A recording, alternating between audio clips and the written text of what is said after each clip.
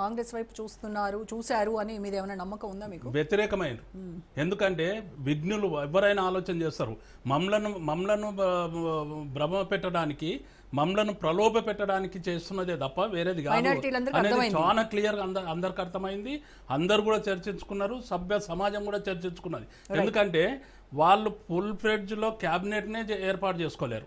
ఆ రోజు ఎన్నికలు రాగానే దీర్ఘానికి ఇవ్వడమేంది, చేయడమేంది, ఎట్ల లెక్క అనేది మరి కోడ్ను ఉల్లంఘించినట్లే కదా. అంతగానం ప్రేమ ఎందుకు కుట్టుకొచ్చింది, మరి ముందెందుకు లేదు? అదే దాన్నే ప్రశ్నిస్తున్నారు ప్రజలు. ఇంకో విషయం నేనేమంటున్నా అంటే, వాళ్ళ కుటుంబ కలహాలలో అయితే ఏలు పెట్టినరో, కుటుంబ కలహాలు సృష్టించినరో వీళ్ళే సృష్టికర్తలు. దానికి కథ, స్క్రీన్ ప్లే, దర్శకత్వం అన్ని వీళ్ళే.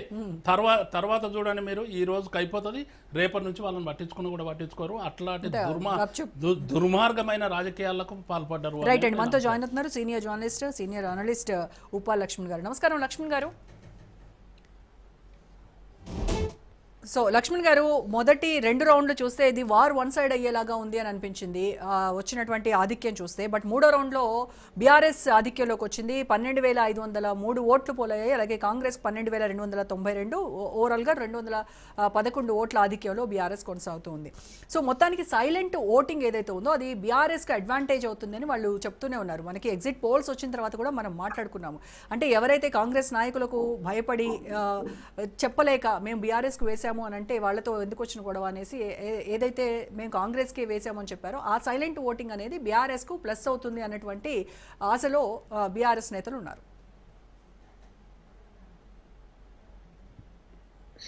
సైలెంట్ ఓటర్స్, మహిళా ఓటర్స్ అమ్మా, ఈ రెండు కూడా డిసైడ్ ఫ్యాక్టర్స్.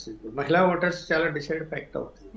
అటువైపు ఏమో కాంగ్రెస్ పార్టీకి మైనార్టీ ఓట్లు డిసైడ్ ఫ్యాక్టర్ అని వాళ్ళు అనుకుంటున్నారు.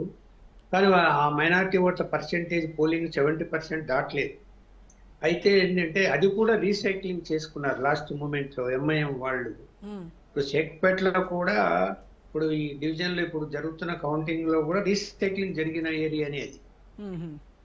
ఇంకా నీకు ఇటువైపు డౌన్కి వచ్చేసరికి ఎర్రగడ్డ లేకపోతే జూబ్లీహిల్స్ ఏరియాలన్నీ కూడా రీసైక్లింగ్ ను అడ్డుకుంది బీఆర్ఎస్, బాగా ధీటుగా అడ్డుకుంది, జరగనీయకుండా. సరే వాళ్లకు ఎక్కడన్నా 1-2 బూతుల్లో అవకాశం ఉంటే వాళ్ళు కూడా రీసైక్లింగ్ చేసి ఉంటారు. బట్ అధికార పార్టీ కాబట్టి పోలీసులు తర్వాత మ్యాన్ పవర్ వాళ్ళకి సపోర్ట్ గా ఉంటది కాబట్టి వాళ్ళు ఎక్కువగా రీసైక్లింగ్ చేసే అవకాశం